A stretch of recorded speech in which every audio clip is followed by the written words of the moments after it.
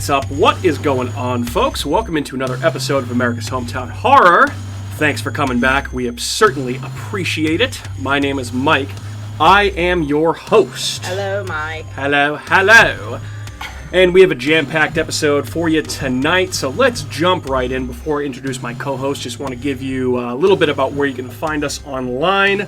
First and foremost is our website, which is ahpod.com. That's ahhpod.com. You can also find us on YouTube. All of our episodes are on YouTube. That's America's Hometown Horror YouTube channel. We're also on Facebook at America's Hometown Horror, on Twitter at Hometown Horror, and we're on Instagram at Hometown Horror Pod. And you can shoot us an email at hometownhorrorpodcast@gmail.com. I am joined live in studio by my co-hosts, my usual co-hosts. The three amigos are back yet again, looking thrilled to be here. Catherine and Andrew. What's up, guys?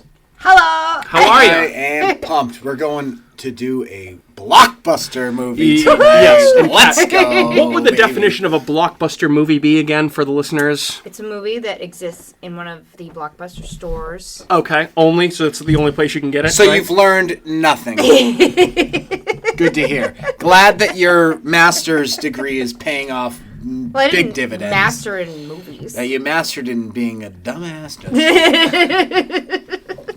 Are you kidding? Are No. you kidding? No, not really. No. Idiot. No, Well, guys, I kid. we're back, and I was going to say, you had better be excited for tonight, Andrew, because this was a movie that you handpicked for this episode, my friend, and it's one that I've you've been, been itching to talk about this. dare I say, chomping at the bit. I mean, to it's talk about hard this when you movie. find such a classic movie such as this to talk about. But, you You've know, been talking about this for a while, right? because it's great. And it's actually funny because this is the longest that Kat has withheld her opinion of a movie I to both can't of us, wait. so I'm interested to see what It she makes has me to think that she say. loves this movie. I think she does, too. I think she We'll does. have to see. We'll have to see. But before we jump into the news, the notes, and tonight's topic, I want to first give another shout-out. We mentioned last week that we got an awesome write-up from a website called horrorfacts.com. And I want to give another shout-out to horrorfacts.com, and the reason is this. If you now go to horrorfacts.com, which is an awesome website that if you're a fan of horror, you should absolutely be following on all social media and going to their website daily. You get horror news, you get horror reviews, you get all sorts of interesting insight if you're a horror fan. But now, you guys, if you go to horrorfacts.com and click on their podcasts page, you will see a dedicated section to our show, Wow. America's Hometown Horror, amongst other excellent horror podcasts. Oh, that's awesome. That, dare I say, I am shocked to see the name of our show next to these podcasts. Dude, we continue to be humbled. Yeah. It's just... It really is. It's unbelievable. I can't believe that people continue to listen to us and continue to support us. It really is unbelievable. So thank you again to horrorfacts.com. We truly must be making a connection with our listeners, which I appreciate. Right? Yeah. Wild. Because if they connect to what they're hearing from us, then Yeah. we definitely Yeah. would connect to them. Yeah. Yeah.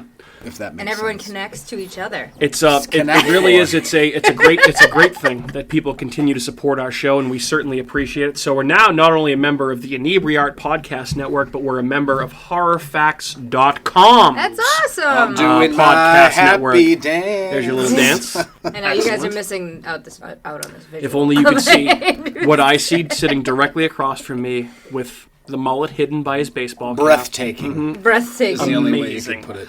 Amazing. Speaking of people and shows that continue to support our show, you guys, it's been a little bit of time since we have mentioned on air the name Spooky World the movie. Remember those guys? yes. Remember? Spooktacular. God, I love those guys. love them. Love Tony, love Quinn, love David, and we had all three of them on our show. Tony's been on our show multiple times, but we also had David and Quinn.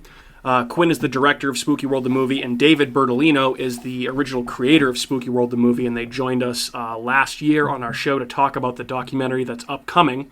I was actually going to say, I think that popped up on my social media feed that was almost like a year ago, now. That It we was had that, it was a while we had ago. that It was a interview. while ago, and it was an awesome time. If you haven't listened to that yet, if you're a fan of old school haunted attraction talk, go back and listen to that episode. They provided some awesome insight, as well as what we can expect from the movie. And when we had Tony back on our gateway horror movie episode, he debuted the trailer for Spooky World the movie, the documentary movie trailer, I should say. All I can say is this. I talked to Tony a little bit today, and there is going to be a gigantic announcement coming this Saturday. That would be April 30th. Saturday, April 30th. Stay tuned to Spooky World the Movie, their social media pages, whether it be Facebook, Instagram, Twitter. Stay tuned because there is going to be a huge announcement at 12 p.m. Eastern Standard Time.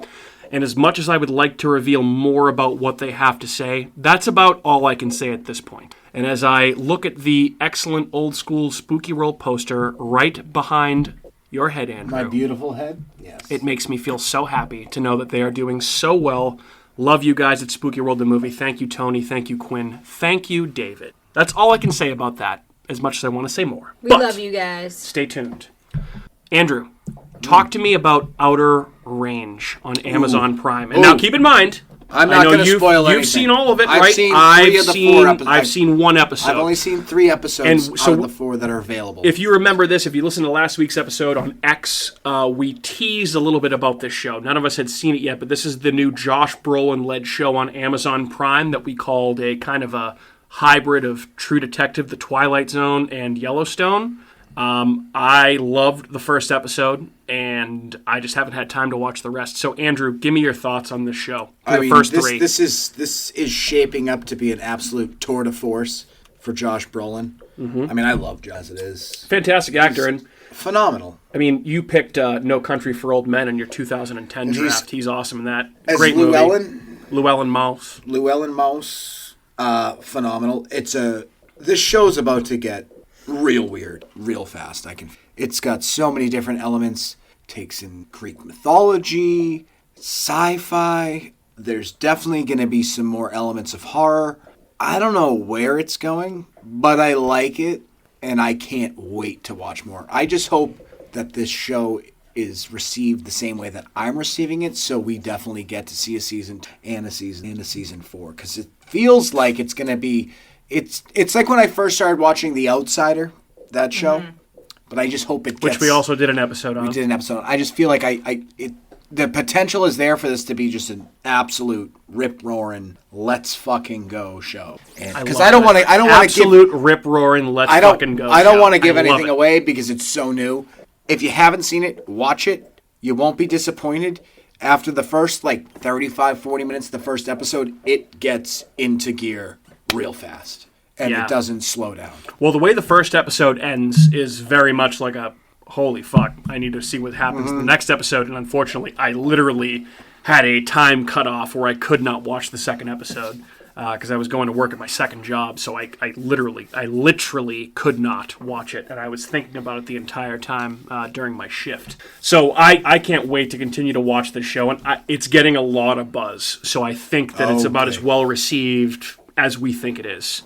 I mean, honestly. I mean, it's fronted by Josh Brolin. It's not going to be some lame-ass show. And even okay, so aside from the Josh side Brolin, characters, you have that lady that I hate, but she's played a good role so far. The bitch from The Conjuring. Yeah, so she was the wife in The Conjuring. She annoys me, but she's very good in this role. I think she's excellent. It also got the guy from Schitt's Creek in it, David's boyfriend. Yes. Who's in it. Oh, yeah, you mentioned and he that. sings. He's a villain. He does some more singing in this. Yeah. He sings plenty in this. And show. also, so Josh Brolin's 2 sons are played by Tom Pelphrey, who was fantastic in not only Banshee, which is one of the most criminally underrated shows of all time. He was also fantastic in season 4 of Ozark. He played Wendy's brother, the crazy one. Remember him? I loved him. He's awesome. He's in the show. He plays one of Josh Brolin's kids. And the other son is Bill Pullman's son in real life. Oh. Yes. Who's the blonde girl that's the hippie that's like... Her name is she in? Imogen Poots. That's her name. What has she been in? She looks I swear to God, that's her name. She looks very familiar. She's like one of those actresses that's been in a bunch of stuff, but never famously known for it. She has one of those faces that you see and you go, I've seen you in something. Yeah. I've seen you. I mean, if you want to keep talking about it, I can give it. I can look at it in a second and see here. Well, yeah. I mean, there's plenty of time, and then you got the Tillerson, like the main, like the father of the Tillerson group. He's in everything. Will Patton. Will Patton. Yeah. Ran out of steam. Well, I'm just trying to think of what I've seen him in, and I can't remember. But he's one of those guys. Remember the Titans. Remember the Titans. He's in everything. In a billion things. Yeah. Yes. So let's see. Imogen Poots is best known for 28 Weeks Later, Green Room. 28 weeks later. That's what I remember. 28 weeks later. I remember that. Not as good as 28 days later, but Yep. I remember from that. Let's see, and then a bunch of other stuff. I don't think she's necessarily like one of the headline, but she's very good. Headlining actresses in most things. But she's good. Yeah. There's something about her character where I feel like this show has like I almost feel like she is. So this is my from the 3 episodes I've seen without giving too much away.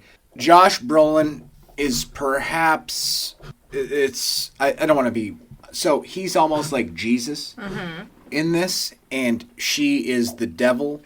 Tempting him because she keeps offering him money for his land, and it's almost like when Jesus was in the wilderness wandering and Satan kept trying to tempt him. I know what you're talking about, yeah. Different things, and I feel like it's because this show could go in a million different ways. I feel like she's the devil and he's supposed to be like the Jesus character. Okay. Which, by the way, if you're a fan of Yellowstone, I wasn't kidding with the Yellowstone comparisons. Like, that is literally the plot of the most recent season is people trying, or actually most of the series, people trying to poach and or buy land from John Dutton, played by the studly 67-year-old Kevin Costner. The man. Oh. Great character. So safe to say that you recommend Outer Range If you haven't watched it, get on the boat. How many episodes is it? The banana boat. 4. There's 4 available now. Total? I think after this weekend, it might be up to 6. I don't know. Okay. I like that they're releasing 2 a week. That definitely helps. What is it on? Amazon Prime. Amazon Prime. So everyone has Amazon. So. Cool. Outer Range, or Outer Range, as some people might say. Are you going to ask me what I watched? Catherine, what have you watched? I watched The Stepfather? Choose or Die, remember? Oh, I forgot about Choose or Die. I knew it wasn't on your agenda. Here I come. Talk to me about Choose or Die. So, there was one night when you were working. Where can people find it? You were roasting some I was roasting some mushrooms and texting Andrew. Ridiculous. You need to watch this. I'm like, I don't want to watch that. It was like number 3. It's on Netflix, and it was one of the ones that said like top 10, and it was like number 3. And if I was it like, says top 10 on Netflix, I don't watch those because those are usually top terrible. I was like, it's still light outside. I'll throw this on. I was texting Andrew about roasting mushrooms, and then like I was like, oh, I'll still watch it. It's by myself. It's still light outside. And then all of a sudden, it was like 45 minutes in because I was doing like 3 different things while I was trying to watch this movie, like I always do, because I'm terrible at sitting down and watching a movie.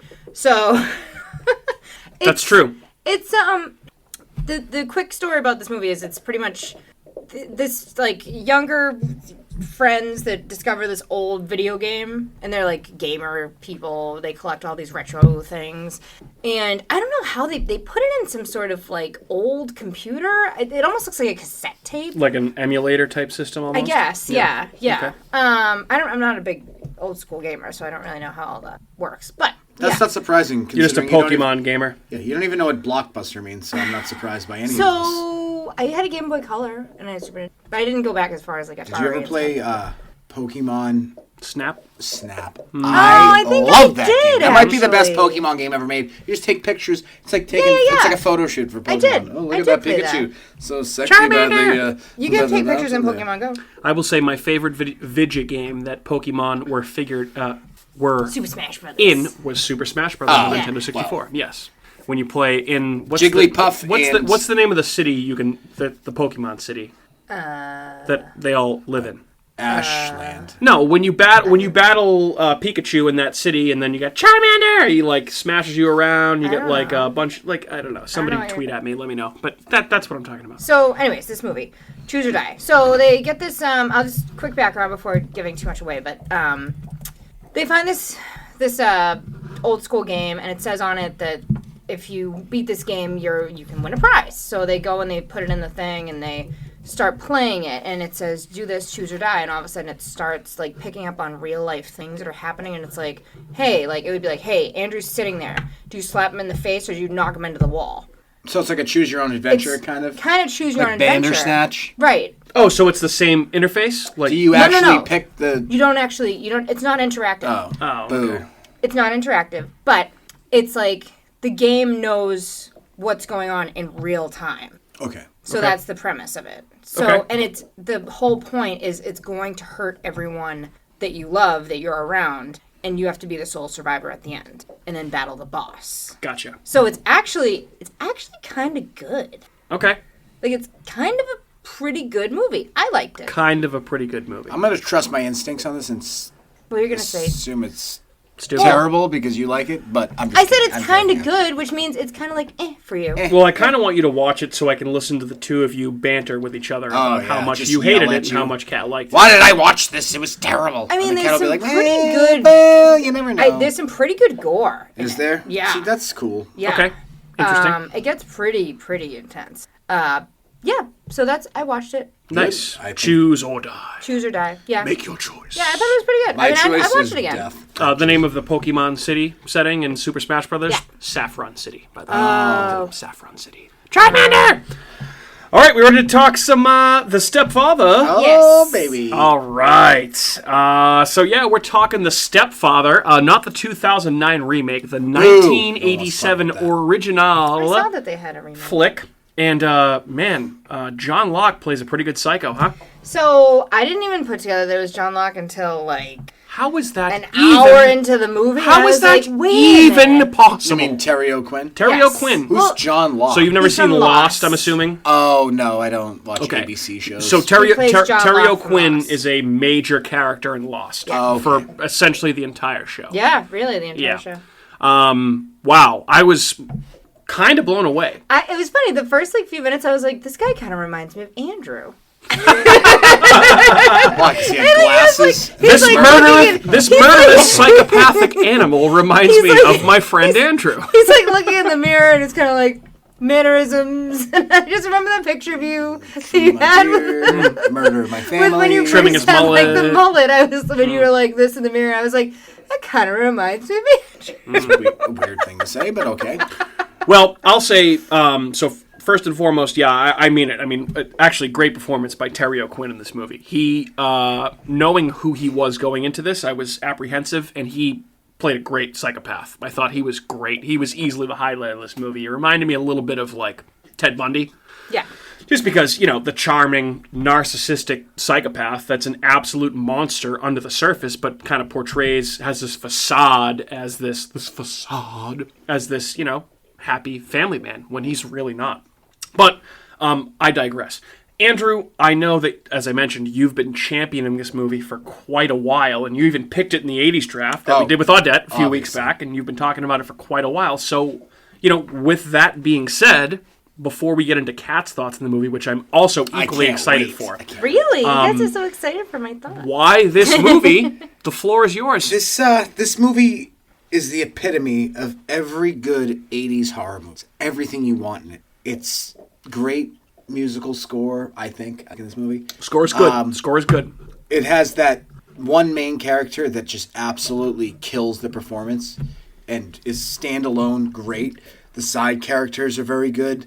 It has a very interesting plot, I think. It's just a cool concept for a movie. It's a serial killer type movie. It's a mass murderer. There's not a lot of death in it, but there's a lot of death implied throughout the movie. You're immediately drawn into this movie within the first 5 minutes. Him shaving his beard, Easily. cutting his hair, walking downstairs. There's just dead bodies everywhere. He goes over to his dead child daughter. Great song by Korn, by the way. Dead Bodies Everywhere. Go ahead. Oh, I didn't know that was a song by Korn. And it brings into it has the police influence in it, as well as an outside influence trying to figure out what happened. So it just kind of has a little bit of everything in it, and it's just a very there's a lot of tension throughout the movie, and it's building, and you're just waiting for something to happen, and then eventually it finally does happen. And it's not even the scenes where the kill scenes, because there's only a couple of actual deaths in the movie, but it's the scene in the basement where he's freaking the fuck out during this party, and his stepdaughter's down there, and she sees the whole thing, and that's one of the best scenes in the movie, is when you actually get to see Terry O'Quinn's character losing his fucking mind, and it seems so genuine and so real that it's generally frightening just to watch that one scene. And she's just standing there, and he's like, Oh, hi, Oh, honey. we all freak out every once in a while. That's the best part of his performance in the movie, I think, are those scenes. Because there's a couple of them. I mean, he's great in it throughout the whole thing, but I thought that was by far, like, the standout. Oh, easily one of the best scenes. The other best scene is when his wife is asking him, do you quit your job? He didn't say anything, and then he just smacks her in the face with the telephone. Unbelievable. It's like, oh, God, there we go. Let's fucking go. Unbelievable the shit they can get away with in 80s movies, man. It's Oh, crazy. But obviously this guy's a madman. But watching this movie, and I mean this in the best way possible, I don't mean this as a slight. This is the type of horror movie, and it's more of a psychological thriller. This is the type of horror movie that my mom would like. Oh, okay. My mom hates monster movies, slasher movies, torture porn. Most horror my mom hates. My mom loves psychological thrillers. This is a taut, tense psychological thriller with good performances, or at least one good performance, and other okay performances, I would say. I think that towards the end it kind of treads a little bit of familiar ground, but this is a good movie, I thought. I really liked it a lot. And I thought that, it's an interesting thriller that keeps you engaged the entire time. Like you said, Andrew, it kicks into high gear right the fuck away. And I'm a sucker for a movie that actually has an opening credits sequence that is actually opening credits instead of just, credits over certain images. I like when it's actually like a credit sequence. It makes it feel like more of an old school movie to me, which I appreciate. But yeah, I thought this movie was good. I enjoyed this more than I thought I was going to. And I thought of other movies that have come out either before or since this when I was watching this. So I thought of movies like, for example, movies that have come out after this movie that I thought were clearly influenced by it. Fear with Mark Wahlberg, saw that. Pacific Heights with Michael Keaton. Like the type of movies where like somebody infiltrates your family and tries to destroy it from within, which is essentially what TerryOQuinn's character is trying to do here. I even saw some elements of The Shining in this. Yeah. Where the dad is the murderer. He's trying to kill you. He's trying to kill the entire family. And then you also have the character of the doomed, quote-unquote, hero that's trying to save the family only to meet an unfortunate end at the end of the movie, without spoiling who that actually is. So there's definitely a lot going on here in terms of influence, and I thought it was a good movie. But I'm burying the lead here. Kat. I'm the lead? Your We're the lead. We're all chomping at the bit to know what Kat Watch her be like, thinks I this fucking hated this movie. I thought it was so stupid. I fucking hate this movie. I thought it was so... No, I'm just kidding. I was like, no way. No, every time Andrew picks a movie, I go, oh, God. Great. That's what I feel like when I pick Here's a another movie. Andrew movie. So I was actually very pleasantly surprised that I liked this movie. There we go. I was happy. I even from, like, as Andrew and Mike have already said, like, from the beginning when it just picks up, like, he's in the bathroom and he walks downstairs and you immediately get action and you're like, oh my God, all these people are dead on the floor. Like, it just takes off. And, like, I like that about a movie that I hate the movies that are slow burns. They kill me. I'm like, when is something gonna happen? Like, this... You're not waiting around for I'm much not in this waiting movie. in this movie, which I liked. And I'm not a huge 80s fan, but for some reason I kind of really liked the way that this movie went. It just seemed a little bit more real. Like, it didn't seem... I feel like a lot of 80s movies can seem really corny. Well, this was kind of corny, but not really corny. It had its elements of corniness, but it was pretty real. Like it was. I think that is a statement to TerryOQuinn's acting in this movie. Like, he played a real psychopath. Oh, absolutely. Perfectly. Well, even like when he's showing the guy the house. Oh, that's my favorite. And he just like, whacks him with a 2x4. He's like, I'm just used to my wife Beats doing that, the and he's like, shit wait, out of your wife? And then just fucking clobbers. Yeah. Now, that looked painful, like the just getting beaten over and over and over that again. was brutal. Oh, my God. Well, I was kind of waiting for him to get up, and then I was like, yeah, I don't think he's getting up. He's not getting up. And did he bury him under that birdhouse? No, he blew up his car. He Oh, right, I stuck forgot him about over he the blew up the car, And then the very next He scene, did. I He forgot did to about that that. guy what the Celtics did to Kyrie Irving and Kevin Durant over the last 4 games. So He did to Sports him, reference! am I not mistaken? He did to him what was done to him in Castle Rock. Oh, Andrew! Wow, what Wow. a great call! Am I not? Am I? I believe you are correct, because he was in Castle Rock. He was, and he was right. the warden, and then he got his car prison driven warden. off the... Wow. Yes. Oh, good And the job. noose was tied around his neck Yes. when he was driven off the cliff. Wow. I Just completely forgot realized about that. Yeah. I would have Good never job. remembered that. You know, Job. I knew when. Again, this is 2 episodes in a row now. Guys, when we were sitting at Red Tea Garden brainstorming this podcast, there were moments like this that I hoped for, and Andrew, that was one of them. Last time I didn't remember it was red cheese. I thought it was job, Sushi Joy.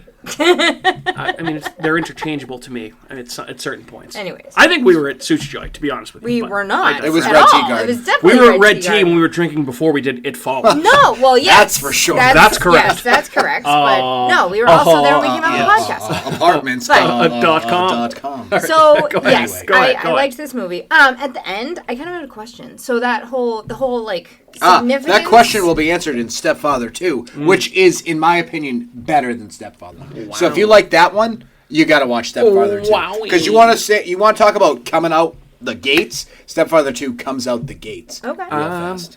Coming out. Okay. Go ahead. The significance of the birdhouse. It's just his So- being a family man. Like, he just generally wants to have a happy family, so he builds this birdhouse. And then he wants to see a and happy then family. she just knocks it down after he's gone. I have, Pretty, I have, ceiling. I have more on that in a little bit. Okay, so I'll save that for you. Table that But for a that was bit, that yep. was just a question. That was the only question I had. But overall, I thought the whole movie was awesome. I thought it was great. I think that the way that John Locke played everything was I awesome. can't believe that. How about that, Cat Andrew? was going to hate this movie. I like- Andrew, you I like- found an Andrew Found a pick movie. that Cat liked. Surprising. Now all we have to do is find a cat pick that Andrew likes. Yeah. Now you got to watch Stepfather 2, Okay. Yeah. because it's better than this one. Yeah. I liked you mentioned the score. Like I liked the whole like it kind of had It's that. so 80s. I know, in it every was. way. It had that Halloweeny like doo like kind of like The very synthy score. And yeah. honestly, and this came out in '87, so it was after Halloween. I feel like at the end, he pretty much is Michael Myers at the end of this movie. Like Can he you- turns, Oh, yeah, no, absolutely. he can't Because be he's not killed. dead. He's not dead. He's the boogeyman. He's still alive. You know, like, but I don't Even know. though he, oh my god, when he fell down the stairs at the end though, it was. I Pretty, love you. I was just like, oh my god, can you fall down the stairs like a little Or you ever just faster, fall or like down the stairs. he's just like breaking into every wall. I'm like, oh my god, how. And that dramatic girl is looks this? like Jennifer Connelly, so she's like plays that kind of Jennifer Connelly. Yeah. role. Oh, Jennifer Connelly. Yeah, I did think it was awkward when they showed her boobs. I'm like, isn't she like 16? Yeah, Yeah, that I was was- thinking that too. Like, what's with 80 movies and Odd. showing underage boob? Well, like, no need to see You that. saw Well- his penis in the first like 5 seconds when he went in the shower. Did you? Yeah. I didn't even know if I, didn't- noticed I that. didn't- Oh yeah. Maybe I wasn't looking Yes. for his penis. Oh, like when he's taking a shower after he murdered his own In the first I 5 didn't- seconds, I of the didn't- movie, Murder. you Yeah. see his penis. Oh, okay. I was like, wow, penis. So, what did you think of John Locke's dick? Good good dick? I couldn't really see it very clearly because Okay. it was very small. on my Oh, computer. okay. So it looked very small. is what I you're mean, I telling could go back and reassess it. Okay. if you want me to. No. I don't need you to. I was just. I was John Locke and one shotgun kind of more barrel. joking, but It was. that's okay. All right. So, guys, if I were to tell you that this was the third movie that we've covered from the year 1987, does anyone have any guesses as to the other 2 movies that we've covered from this year? One of which is one of Andrew's Phantasm. favorites. It's not. No, God, no. Hellraiser. Hellraiser's 87. That's the one. And then Number there's- 2 we did last summer. And it features Arnold Schwarzenegger. Oh, Predator. Predator. The 2 movies from 1987. Good year. What's the other? Very good year. Hellraiser. Hellraiser and Predator. Oh, I thought there was one more. No. Those 2, and now we're covering the No. Stepfather. Both a couple of blockbusters. Good year for horror, though, Andrew. Blockbusters. So we get Creepshow 2 in 1987. Obviously, nice. I think the best segment of Creepshow, any of them, The Raft, which we've talked about on Always. several occasions. Multiple times. You also get Evil Dead 2, Dead by Dawn, Evil Dead. Jaws the Revenge, which is a stinky movie. The Lost Boys, which is not a Oh. stinky movie. That's I have actually that on DVD. on Netflix right now. You have Lost Boys on DVD? Yeah, it's in the other room in that crate. You've seen The Lost Boys? Yeah. I'm shocked by that. I'm surprised she remembers seeing it. Me too. I don't really remember it that much. I mean, it was on DVD. You also get in 1987 a personal favorite of mine that I selected in the 80s draft as well, The Monster Squad. Great movie. Also, in 1987, I was born. I graced you with presents. That's You're welcome. correct. That's correct. I was a year old in 1987, depending on the time of year. You also get, I think, what is one of the stronger movies in the Nightmare on Elm Street franchise in 1987, which is A Nightmare on Elm Street 3, Dream Warriors. The Warriors? Warriors. Thank you, Elaine. Come out to play. Andrew, Prince of Darkness came out in 87. That's a good movie, too. Great movie. And also, the only other movie of note that I saw that rang a bell to me, A Return to Salem's Lot.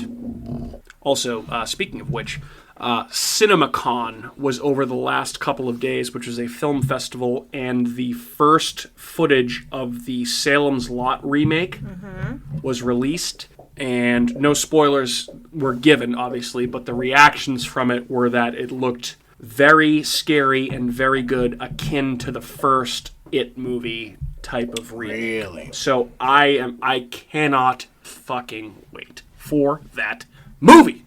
Oh, I love Salem's Lot so much. It's my favorite Stephen King story, and I can't wait to see what James Wan does with it. But, with that being said, we're going to talk about some facts, some factoids about this movie, because I get some good stuff here, actually. Okay. Some interesting stuff.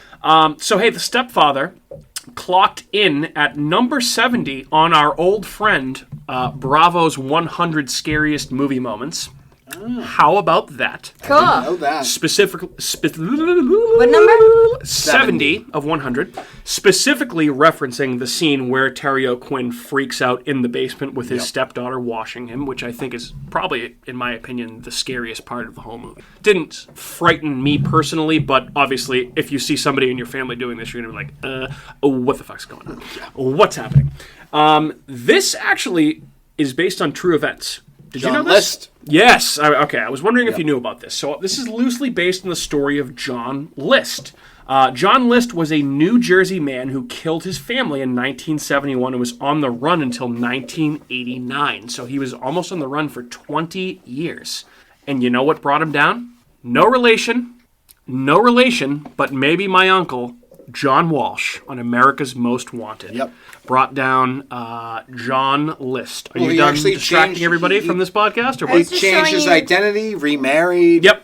The only thing he didn't do that was similar was he didn't remarry and then murder that family. Yeah, but so it brings my point because when I talked about this movie on the 80s favorite movies, I said this could never happen today. Like you're never gonna do something like this and get away with it. And then Audette said, "Well, I don't think this would happen in any decade."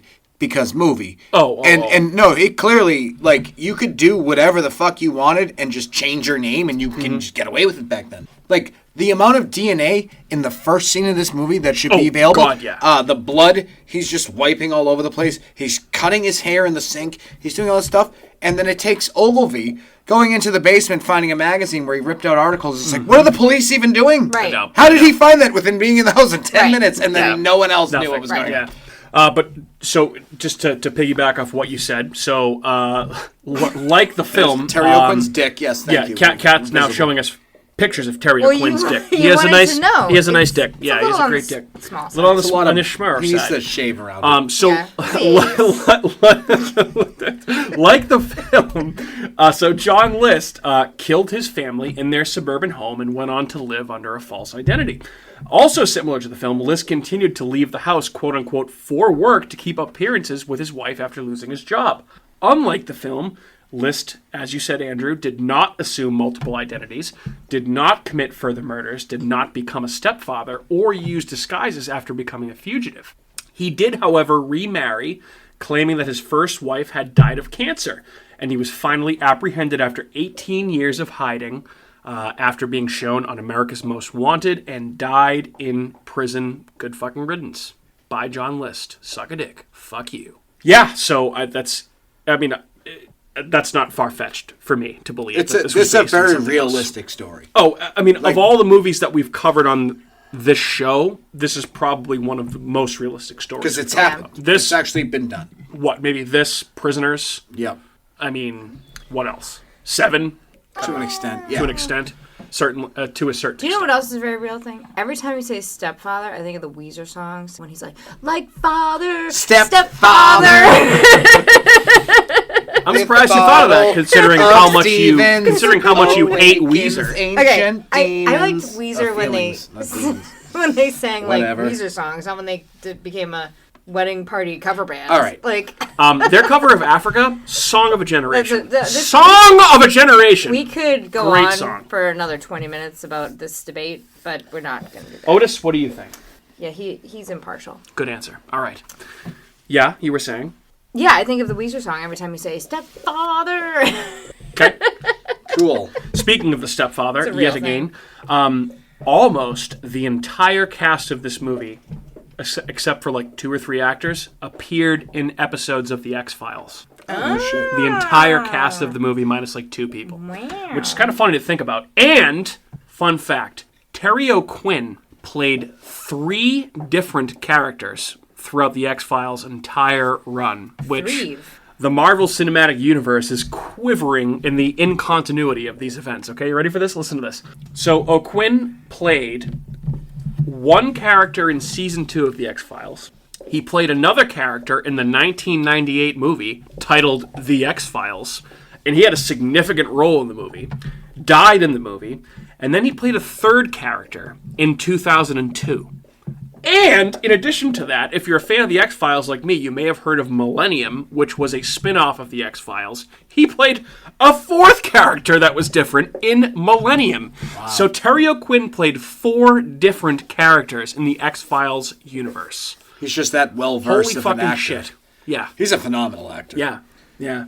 So, and obviously, Millennium, by the way, if you're a fan of The X-Files, you know this. You guys might not know this. You probably don't even know who I'm talking about. Millennium was the X-Files spin-off that starred Lance Henriksen. When you say that, I just think of Liddy, I was too. Okay, I'm not the only one. Thank you. Robbie Williams. Robbie Williams. That's Great right. Robbie Williams Yeah. song. I thought of the same thing. I was like, I don't know what he's talking about. Just thinking of Robbie Williams' song. Oh, what a great song. Robbie Williams, great musical artist. All right, so at this point, I mentioned at the top of the show that we are now featured on HorrorFacts.com. We also have some new commercials and new sponsors that we're going to play for you guys here at this point. So we're going to take a quick commercial break, and we'll be back in about 90 seconds. Stay tuned. It's official. The critics' decision is in. Spooky World is spooktacular. Enter the new black hole. If you dare. Or the new horror House of Wax. This year, don't miss the real Jason, Bobby Pickett, or Alice Cooper. Phone the 24-hour Spooky World hotline. 508-838-0200. That's 508-838-0200. Spooky World is just west of Boston and haunts every night from October 1st till November 1st. If you had the nerve, you'd phone 508-838-0200. It's America's horror theme park. Spooky World. Don't be scared. I'm the super sweet monster with the super sweet new cereal, Count Chocula. Biffle, here's the super sweet new cereal, Frankenberry. But I've got chocolate sweeties for monstrous chocolate flavor. Well, I've got berry-flavored sweeties for monster strawberry flavor. Count Chocula. Frankenberry. Hi. Frankenberry. Count Chocula. Sleepy Clovers. Alive! It's alive! It's alive! The new face of evil is going to scare you to death. Barrett's Haunted Mansion. It's killer this year. Then beat next door to the Abington Ale House. Barrett's Haunted Mansion. Eat, drink, and be scary. Go to bhmansion.com. And we're back. Hope you enjoyed that word from our sponsors. They'll be back each and every week. Thank you for the support. Spooky World, Barrett's Haunted Mansion, and Count Chocula. Thank you very much. Appreciate that. What? Listen back. You'll find out. I don't know. I mean, hey, they just wanted to sponsor us. I like Count So Chocula. So, real quick, before we kind of get into some other thoughts about this movie, I wanted to give you guys some interesting analysis that I found in this movie that I thought you guys would find appealing. So, a lot of movies that we talk about, stupid slasher movies, there's not a lot of depth to them, right? It kind of just is what it is on the surface. This movie, I found one article, it's very interesting, right? So this, I'm pulling this from an article on avclub.com, written about The Stepfather. This is written by a guy named Scott Tobias. I'll put a link in the description if you're interested in reading it. But basically, this article is postulating that Jerry, TerryOQuinn, his character is a stand-in for Reaganism. in the 80s. Okay, so follow the bouncing ball Family here. values. Correct. Yep. So Ronald Reagan obviously ran for president in the 80s, and a lot of his platform that he was running on and campaigning on was reinstating American core family values that, were prevalent in the 50s, in the 60s, and bringing those back to the forefront in the 80s when things were kind of taking a turn towards a little bit more radical, right? And I'm going to read directly from this article. I'll quote this guy, Scott Tobias, excuse me. So this movie came out in 87. Coming 7 years into a Reagan revolution that attempted to turn back the clock of American culture, the stepfather presented Jerry as the perverse face of family values.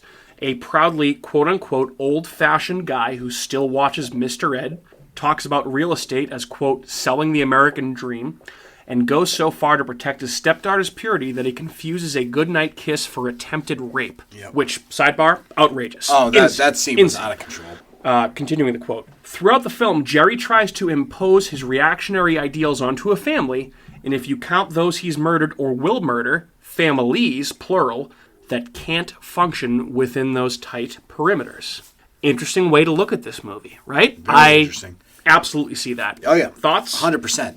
That makes complete sense when you watch this movie. He is the epitome of those old school family values where he will stop at nothing for his moral high ground. Well, that's the goal for him. He just wants a family, like a normal Doesn't matter family. what it is, though. Doesn't matter if he compromises his own morals to meet his moral.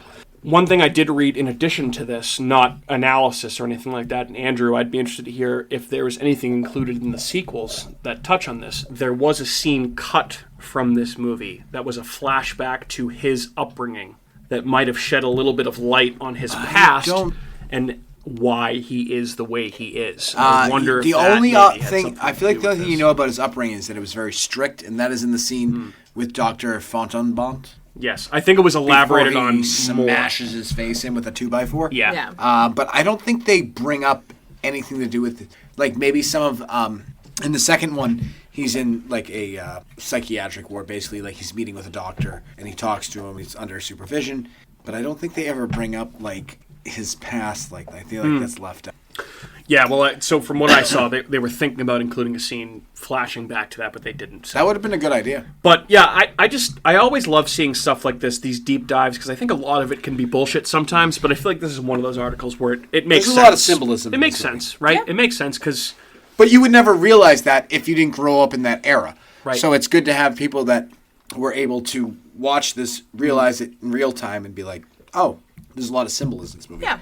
Well, whether it's real or not, like it's like poetry. You're gonna get your own like that's what's great about good poetry is that any interpretation is good interpretation. There's no intentional meaning to it.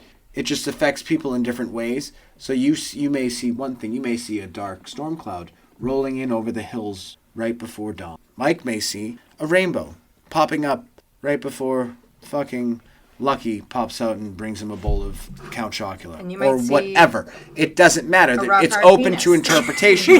you might say John Locke's rock hard penis. Yes. That's what's great about poetry. That's what's great about horror movies is that it's open to interpretation depending on your point of view from your life and your upbringing and all these certain things. That's what's great about movies, art, everything. Right. Everything's open for interpretation. You can find anything in anything if you really want to. You can find meaning in fucking dog shit. Doesn't mean it's really there. I believe this dog should. No, but you know what I mean? Like, you know what I mean? Like, you can really just... if you look hard enough, you can find something. Yeah. I agree. Way to continually step on Andrew's thoughtful analysis, Catherine. Great job. My thoughtful analysis ended up being about Lucky Charms and fucking dog shit, so... Count Chocula's nice. But too. it made sense in my Sponsor head. of the show. Shout out Count Chocula and That's why I Frankenberry. brought it up. Frankenberry and Booberry. Yep, absolutely. Ooh. Oh, boy. So, yeah, I just thought that was interesting stuff. So, let's see. I know you are kind of under a time crunch here, Catherine. So I feel like at this point we normally would talk about whether or not this movie is deserving of a sequel. Well, guess what? It was. Andrew already talked about The Stepfather Part 2. I would want to see the second one. I think we should do an episode of next year. Like, Okay. to gear up. It's well deserving. Why don't we do it close to Father's Day next year? Yeah, I feel like it's well deserving because Okay. I think the second one might be better than the first. Like fathers, stepfathers. Okay. Like All right. I watched Stepfather the original last night Yeah. again before the podcast, and then I just went right into Stepfather 2 because you know, can. I love all of them. Andrew, what about the Stepfather Part 3, which does not have TerryOQuinn? No dice. Okay. It's 1 and 2, and that's it. You don't Yeah. need Okay. Stepfather 3. There's no need for that movie. If Fair enough. TerryOQuinn's not in it, I feel like you TerryOQuinn makes. lot. He Yeah. is. He He is this franchise. He is the Stepfather. If you want to call it a franchise. Andrew, also talk to me about the 2009 remake, which was starring, again, no relation to John Walsh or myself, Dylan Walsh of Nip Tuck fame. Also featured Amber Heard, most famous for being in the Beating news up. recently for taking a shit in Johnny Depp's bed. You guys And, heard about that? cutting off his finger. Cutting off his finger and shitting in his I bed. thought it was more Yeah. about kind of. Yeah. Man, is she getting raked over the fucking Man, coals and right she now. should be. What a bitch. yeah. Fuck her. Go Johnny Depp. Yikes, dude! Depp is like, he was getting killed, and now he's looking more and more like the sane person. Well, yeah, because immediately, you look at the situation, you immediately can assume. I watched wrong. a 7-minute clip on YouTube Yep. of him describing the photo that was sent to him of her pooping in his bed, and I fucking laughed so hard. It's so good. And he's just on the stand having to talk seriously about looking at a photo of her poop in his bed, and it was the craziest thing I've ever fucking seen. I loved- But it's a defamation lawsuit. It's a defamation Yeah. of character lawsuit. So he has to they have to go into all the gory details. And she's sitting there the entire time. Right. How embarrassing would that be? I Oh liked my they God. have TikToks now with him, and like Yeah, there was a I've picture seen of him those like too. passed out with ice cream, and he Yeah, was I've like, seen those. "Well, this was when I was in Boston filming Black Mass, and she asked me to hold her ice cream, and I fell asleep after I had several opioids, and clearly the ice cream is spilling all over my pants." Which, by the way, underrated movie and an all-time underrated Depp performance is Oh my God, Black Mass. That movie was great. amazing. It's so good. So anyway, I digress. Andrew, Sorry, talk to me yeah. about the 2009 Stepfather remake. I very vaguely remember it because I saw it once, and I actually think I saw the remake before I had ever seen the original. Oh. Because I didn't really see the original one till maybe like 4 years ago. Okay. And then as soon as I watched, I was on vacation in Florida. It was like midnight, and I was like, Amazon watched like all back to. I was like, I gotta get in golf. But Dylan Walsh is fine. He actually plays that role pretty well. I mean, he's no TerryOQuinn. The problem is, Yeah, he's a good it actor. just doesn't have the same. This is an 80s movie. This isn't a 2009 remake. And they also replaced the stepdaughter with a stepson. And he's like a swim. And it's like kind of gets involved. Oh, you know who it is? It's the guy from Her, the TV show that you watch with Penn Badgley. That guy. I don't know these names. Go ahead, I watch Andrew. so Keep many talking. I'll things. find I it. I don't know. It's It lacks the essence of what the movie really is, which is a grainy 80s horror movie Right. that you can't remake. Right. I'm sorry. There's just that's the only explanation I really have. It's not that it's not a good remake. It's just that this movie isn't meant to be made in 2009. This movie's meant to be made in 1987 with TerryOQuinn and some great synth soundtrack and some cheese. The show's called Oh, You yeah. with that guy. So Yeah. he's in that. That loser. That guy. Yeah. Penn Badgley He's is from, his name. Yes. His name is Penn Badgley. Penn Badgley. He's also What a in Gossip turd. Girl. Oh, Gossip Girl. Oh, good. God, Just another okay. show I know. Oh, Yeah. this is the girl from Haunting of Blind Manor Yes, it and is. Haunting of Hill House. Yep. Yeah. Okay. Well, that's All right. season 2 of You. There's another season Okay. one that she's not in. Season 2 to you. Happy to you. It basically boils down to there's certain movies that you can remake and there's certain movies that you can't. And this movie is an 80s movie. Yeah. It's not a 2009 remake with Dylan Walsh and Penn Badgley. It's I wanna watch it now, TerryOQuinn with his. It's just it's hard. Like there's no explanation for why the remake isn't good because the remake sucks. Well, There's just doesn't it doesn't hit the same way. It lacks the tension. Okay. Because you're dealing with a boy who's like a big swimmer. Like he's like this is a big guy. Like could easily beat the shit out of his dad. Sure. Not some young girl who just is. Okay. Yeah. Understandable. But like for real though, for a second, like does Amber Heard shit in his bed?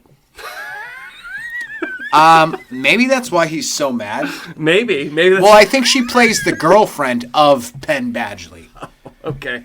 Does she shit in Penn Badgley's bed? No. Okay. But she probably should, and she should probably have her face cut off. Okay. But she doesn't. Okay, fair enough. I don't know. Yeah, it's not a good remake. Okay. It lacks. All right. And I saw the remake before. I saw the remake before the original. That's all the bed shitting jokes we're going to talk about. Go watch Who Pooped the Bed. Always Sunny in Philadelphia. Great episode of the show. Great show. Fantastic. It's definitely Frank. Let's see. Any final thoughts on this movie before we put a bow on this bitch, you guys? Good stuff so far. Catherine, anything? Well, congratulations, Andrew, on your win. Finally found one. And I never thought it would be this movie. Of all the movies, it was The Stepfather. Surprisingly enough, yes. Stepfather. I liked it. I liked an Andrew Because you must movie. have been so mad when Mike was like, we're doing The Stepfather. I was like, oh, God, another Andrew movie. I was like, oh, I believe the line was, I don't want to come home tonight and watch this stupid movie that Andrew recommended. But the thing is, though, is this is a kind of a slasher movie at heart. It is. So that's why you like it. I didn't know anything about it going into it, and I'm glad I didn't. I usually go into most movies blind. And then you come out of most movies blind, too, because you don't even remember half the time that you Exactly. I do, yeah. Literally and figuratively blind, because she can't really see much either without her contacts and her glasses. Yeah. Yeah, good movie. Check out The Stepfather. By the way, right now, streaming on Shudder, if you have Shudder. All of them. Yeah, you can watch all three? All I'm definitely going to watch right. two. And the remakes? Yeah, 100%. Nobody cares about the remake. Well, just the I one. Two. You just want two. now, Two's I wanna- so much. The first 15 minutes of the second one is so good. Okay, great. Excellent. All right, guys. Well, this has been another episode of America's Hometown Horror. Thanks so much for tuning in, and thanks again to Spooky World the Movie. Thanks again to HorrorFacts.com.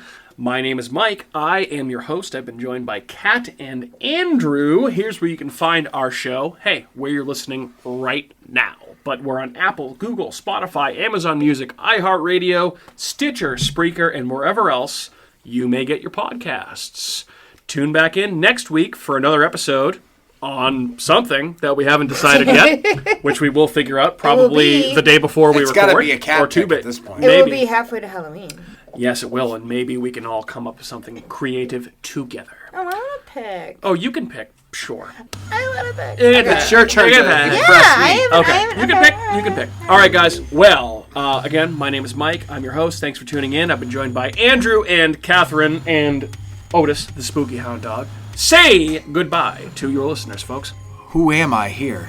This looks like a house for a family, don't you think? That's like one of his lines. A right? booty! He's like, who am I? He like gives the wrong name. He's like, who am I here? He like, Yes, yeah. Well, that's on the poster too. It's Oh, like him yeah. looking in the mirror. It says, "Who am I here?" Who am I? Oh wait, I'm No Blake. idea, I'm yeah. like whatever Blake. Who am I? Wife's like, Wait, what? what? He's like, Who are smash you? with your phone. And you're like, yeah. How about I take your game and I smash it to pieces? All right. Adios, Bye. muchachos. Bye. Okay, bye. Hey everyone, it's Mike from America's Hometown Horror, and just wanted to say thank you again for listening to another episode of our show, because of course, we would be nothing without you listeners. If you are interested in more local Plymouth podcasts, I would highly recommend you check out some shows by our cohorts on the Inebriart Podcast Network. That's right, the Inebriart Podcast Network, folks. In addition to America's Hometown Horror, you can find the Inebriart Podcast, Bar Talk, Theme Park Legends, Retro Redoctopus, and Old Colony Cast. Head on over and give them a listen.